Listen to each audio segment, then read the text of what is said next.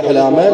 يا ريت الناس ما تمشيش عشان الجائزه بتاعه مسابقه صوت المعصره الاول. النهارده ان شاء الله عندنا يعني مفاجآت حلوه ان شاء الله، يا رب تنال اعجابكم باذن الرحمن، ويعني الحدث يستحق.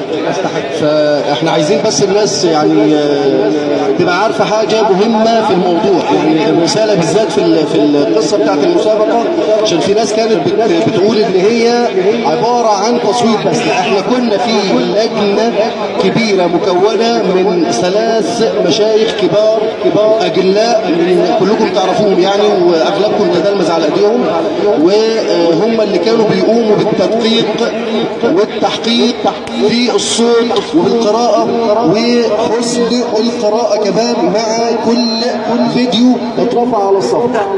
طبعا احنا في بدايه المسابقه كنا بنفتقد في الاول العنصر النسائي، لكن حرفيا اقسم بالله احنا في بلدنا ما شاء الله بنات بيشرحوا القلب ويشرحوا الصدر ويحسسوك فعلا ان الدنيا لسه فيها خير.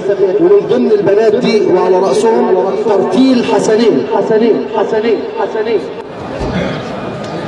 لا تيأس من